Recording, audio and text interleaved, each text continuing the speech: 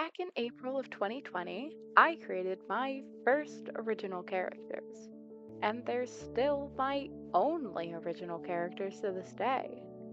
Their names are Chay, Kai, and Irda, and they're elves with magic powers. Despite the over 5 years of their existence and many redesigns later, I've never felt quite happy with their designs.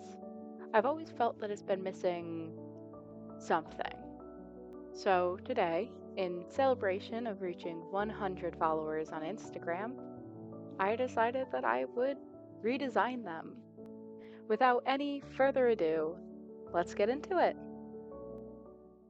The first character I decided to redesign was Chay. Chay was actually the last character I created when I was first designing them back in 2020. Despite that, she's become the most fleshed out and probably my favorite character. Chay was born to a noble family in a village of people who all had earth, nature, and plant based magic. But Chay was born with fire magic. Because there was no one in her village with the same magic type as her, Chay never really learned how to control her magic well, and it became very contingent on her emotion. So she did her best to push down all of her emotions. It didn't always work, and one day she got extremely angry and her house, the surrounding forest, and Chay herself went up in flames. After the fire was out, her family no longer felt safe with keeping Chay in the house. What they didn't realize is that because of the severe burns that she had suffered, Chay actually had lost her magic. In the same way that our brains won't let us bite off our own pinky, because she got so hurt by doing magic, her brain just stopped her from being able to. I wanted to reflect her story and her design more, which was the only thing I was really unhappy with in her original design. At this point in the story, she wears greens and yellows reflective of her village. But these colors don't really suit Che very well. She looks much better in oranges and reds, and that is eventually what she will change into later in the story. She also changes her hair throughout the story. In the beginning, when she's living at home, she has this elaborate mohawk. But once she's out in the woods, that style isn't really practical, so she changes it to a protective style and wears bantu knots with two small braids held down by little seeds. Once she gets to the city, she chops her hair, feeling it too reminiscent of the past that she is leaving. As she begins to find herself, she braids her hair with this bright orange and adds gold jewelry to the bottom. I want Chay's character arc to follow her learning to be okay with feeling her emotions again. She's been pushing them down for so long, and then when she finally felt them again, it went disastrous. So she needs to learn that it's okay and it's safe and it's healthy for her to be feeling her emotions. And I want to, as she finally is allowing herself to feel again, she starts to gain back her magic, but in a much more controlled way. I also wanted to keep Chay's vitiligo, which was something I added very early in her design, but always have struggled with making it look right in my style. So I found a way of doing that of I would shade the skin in just one color and then duplicate the layer, switch the hues around using sliders, and then erase for where I didn't want the vitiligo to be. And that way I kept clean lines and kept everything the same while allowing her to still have two different colors in her skin tone. The next character I wanted to redesign was Kai.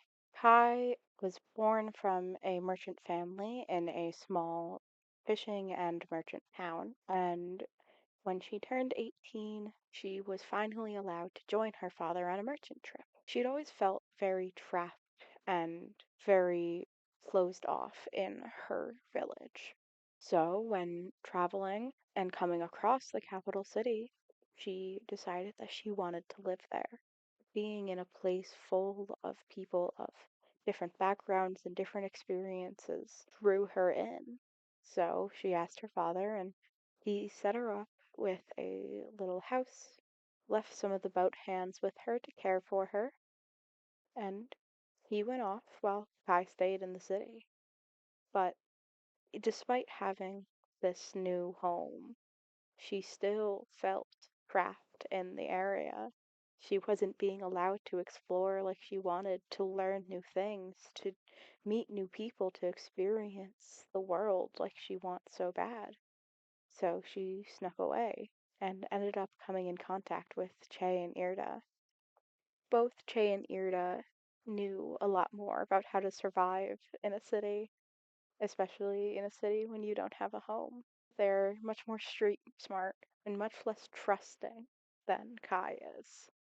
So they had to teach her how to best live and best protect yourself.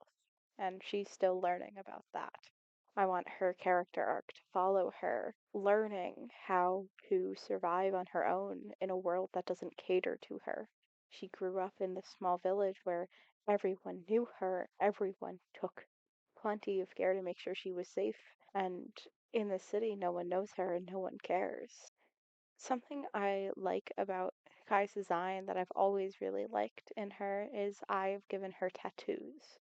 These tattoos have significance in her town and where they are reflective of different uh, milestones that people complete in life. They are given when you give birth or when you fight in a battle or based on status and even coming of age. The tattoos represent different things. The circle in the middle of the forehead and on the hands are used to represent the sun. The sun is very important in their culture, while the lines coming from that circle are representative of the sun's rays, giving guidance and wisdom to the different areas of the body that they reach. That's why they have lines going down towards their nose, eyes, ears, rest of the body down the neck, as well as extras on their hands and around their ankles. They're used to say that there's wisdom being given to these parts of the body. And then they also have more wavy lines, which are representative of the waves themselves. They're representative not only of making good decisions and good guidance to actions, but also are representative specifically of women and are given to mothers and daughters as a show that they will always be together. The last character I wanted to redesign was Irda. Throughout the years, I have never gotten a good design for Irda that I've actually enjoyed. So instead of just going into the drawing, I made a collage of different vibes and haircuts and outfits and all of the past redesigns of her and just drew over it to try and get a feel of the character and what shapes I wanted in the design. I then went on a separate layer and decided what I wanted to change in the design, what I wanted to keep, and I started workshopping some of the ideas before finally going into the actual drawing for her reference sheet. And so that way I could really get a feel of what I wanted. So Irda is a little bit different than either Chay or Kai. While Chay and Kai both grew up pretty well off, Irda has always lived on the streets. She has air-based magic and uses that to keep herself quiet, almost like an owl. She is the most obviously street smart out of the three of them. Without her, Tay and Kai would have not made it this far. Her story is the least fleshed out of the three, despite her actually being the first character I created when originally making these in 2020. While I've always loved her character in theory, I've just never been able to really come up with what I want her story to be and what I want her main themes to focus on. I think that something I want in her character is for her to learn to trust people more. She has to be very closed off in order to protect herself, but I think I want her almost as a character foil to Kai, who is too trusting. I want Irda to not be trusting enough. Even when she was with Kai and Chay, she has to learn that they are okay and that they aren't going to hurt her. And I think that that character arc is going to be something I want to focus on. I also wanted to make sure she came across as very muscular because she has been living on the streets defending herself for as long as she's been alive. She's going to gain some muscle along the way. I also wanted that to help separate her body type. I like making my characters more visually distinct. It's hard to make super exaggerated, distinct silhouettes when I work in a very realistic style, so small changes in body type are helpful for that. I also made sure to include some bruising and scars to show that she's lived a life where she has had to fight her way through. I also wrapped her hands and feet in bandages as well as given her one on her arm, which I imagine that some of those bandages aren't actually needed, but they are instead there to help protect herself and also to be available if she were to need them. Now that I finished redesigning all of the characters, I wanted to make one big full illustration with their new designs. This was partly because I need something to post on Instagram to announce that this video came up, and also because I much prefer doing big scenes compared to making a reference sheet, and I needed to reward myself for the hours of work spent making those references. I first started with the main portion of the city outside of the characters in the foreground. I wanted to make sure that the city itself felt alive, like there was more going on past the view we're seeing, and that stuff happens outside of the story of my characters.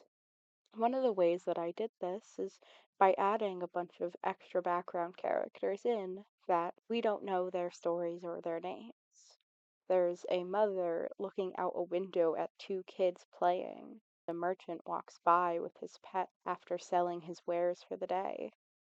The mother also has a loaf of bread in her window that is the same as the loaf of bread which the characters are eating in the foreground. So it's almost as if my characters went, bought this bread, and then sat down for their dinner.